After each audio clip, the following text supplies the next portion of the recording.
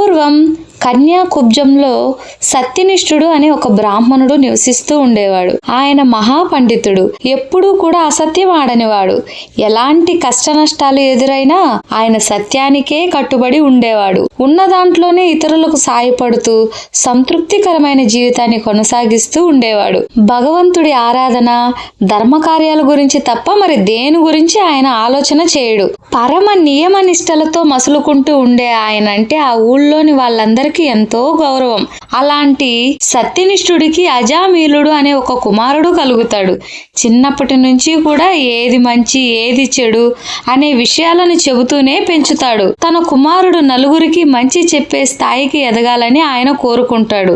తన కుమారుడిలో భక్తి శ్రద్ధలు పెంచడానికి తన వంతు ప్రయత్నం చేస్తూ ఉంటాడు. అయితే తండ్రి ఎంత శ్రద్ధగా చెబుతున్నా అజామీలుడు పట్టించుకునేవాడు కాదు. అసలు తండ్రి చెప్పే విషయాలపై ఆయనకి దృష్టి ఉండేది కాదు.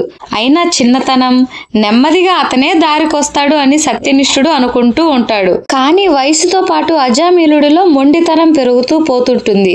ఆచార వ్యవహారాలు, పూజలు చాలా చాదస్తంగా అతనికి అనిపిస్తాయి. దేవుడు దర్శనం, పూజలు వీటి వలన సమయం వృధా అవుతుందే తప్ప ఒరిగేదేమీ లేదని అనుకుంటాడు. తండ్రి చెప్పే మాటలు తనని బంధిస్తున్నాయని, తన స్వేచ్ఛను హరిస్తున్నాయని భావిస్తాడు. అందువలన తండ్రి ధోరణి పట్ల తీవ్రమైన అసహనాన్ని ప్రదర్శిస్తాడు. ఆయన అభిప్రాయాలను తనపై రుద్దడానికి ప్రయత్నించవద్దని తేల్చి చెబుతాడు.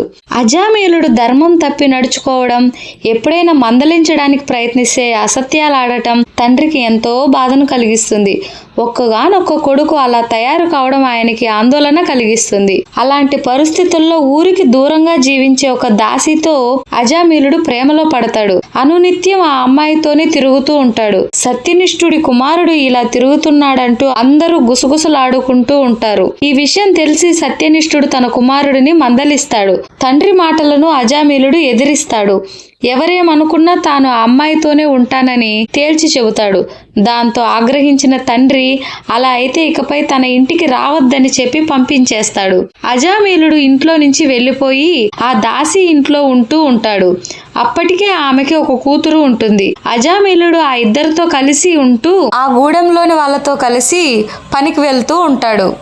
వాళ్లతో తిరుగుతూ ఉండటం వలన తన ఆచారాలను పూర్తిగా పక్కన పెట్టేస్తాడు. అలా కొంతకాలం గడుస్తుంది.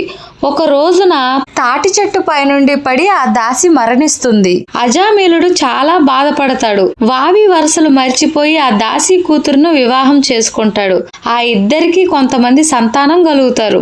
అయితే వాళ్ళలో చివరి సంతానమైన ఒక్క పిల్లవాడు మాత్రమే బతుకుతాడు. దాంతో ఆ పిల్లవాడికి నారాయణ అనే పేరు పెట్టి ఎంతో అపురూపంగా వాడిని చూసుకుంటూ ఉంటాడు. అలా కొంతకాలం గడిచిన తర్వాత అజామీలుడికి వయసు పైబడిన కారణంగా అనారోగ్యానికి లోనవుతాడు. తనకి అవసాన దశ సమీపించిందనే విషయం ఆయనకి అర్థమవుతుంది. అజామీలుడిని తీసుకుని వెళ్ళడానికి యమభటులు వచ్చేస్తారు. మంచంలో ఉన్న ఆయనకి యమభటులు కనిపిస్తారు. వాళ్ళ రూపాలను చూసి ఆయన భయపడిపోతాడు. ఎవరూ లేని వేళ ఇంట్లోకి ఎవరో చొరబడ్డారని, తనని వాళ్ళు ఏం చేస్తారోనని ఆయన అనుకుంటాడు. యమభటులు తనని సమీపిస్తూ ఉండటంతో కంగారు పడిపోతాడు. నారాయణ నారాయణ అంటూ పదే పదే పిలవడం మొదలు పెడతాడు.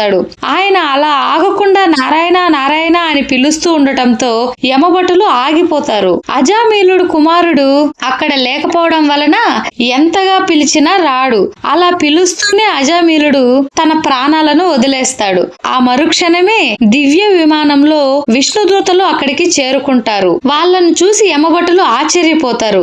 ఆచార వ్యవహారాలు పాటించని వ్యక్తి, వావి వరసలు మరిచిన వ్యక్తి, అనేక వ్యసనాలతో జీవితాన్ని కొనసాగించిన వ్యక్తి నరకానికి రావాల్సి ఉంటుంది. ఆయనను తీసుకురమ్మని యమధర్మరాజు ఆజ్ఞ. అలాంటి వ్యక్తిని విష్ణులోకానికి ఎలా తీసుకువెళ్తారు అని విష్ణుదూతలు యమభటులని అడుగుతారు. ఈయన చేసిన పాపాలకి నిజంగా అయితే యమలోకానికే వెళ్ళాలి. కాకపోతే ఆయన దేవుడి పేరు వాళ్ళ పిల్లోడికి పెట్టాడు. ఆ పిల్లోడిని చనిపోతూ నారాయణ నారాయణ అని పిలుస్తాడు. కానీ అక్కడ అబ్బాయి లేడు. కానీ అది దేవుడి పేరు కాబట్టి విష్ణువుని దలించాడు చనిపోయేటప్పుడు. అందువలన ఆయన కోసం విష్ణు విష్ణు భటులు వచ్చేసారనమాట విష్ణులోకం నుంచి. పేరుకుండే బలం ఎంతుందో చూశారు కదా. నిజంగా చనిపోయేటప్పుడు కూడా దేవుడి నామస్మరణ చేస్తే యమభటులు వస్తున్నారు, కానీ ఆ పేరు పిలుస్తూ చనిపోయాడు కాబట్టి అలాగే విష్ణు భటులు వచ్చేసారనమాట. దేవుడి నామస్మరణ చేస్తే ఎంత మంచి ఫలితం ఉంటుందో మనము ఇప్పుడు చూసాము ఈ కథలో. నెక్స్ట్ ఇంకో కథలో వచ్చేసి మనము విష్ణు భటులకి యమ భటులకి వాగ్వాదం అనే కథ ఉంటది, అది కూడా చూద్దాము.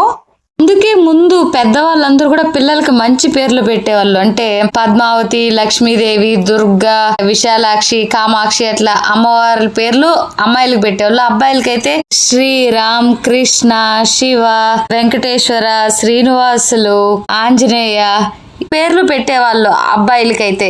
ఎందుకంటే ఈ పిల్లల్ని పిలుస్తూ ఉంటే చాలు, అక్కడ దేవుడి పేరే కదా మనం పలుకుతూ ఉంటాము, అది కూడా మనకి దేవుడి నామస్మరణ లాగే ఉంటుంది అనమాట. పిల్లల్ని పిలిచేటప్పుడు పలికిన అది దేవుడి పేరే కాబట్టి మనకి నామస్మరణ చేసినంత ఫలితం మనకు ఉంటుంది. అందుకే మంచి పేర్లు పెట్టి పిలుస్తూ ఉంటారు. పిల్లల్ని పిలిస్తే కూడా మంచి పేర్లతో అట్లా అమ్మవారిని లేదా అయ్యవారిని అలా కొలిచినట్లే అనమాట.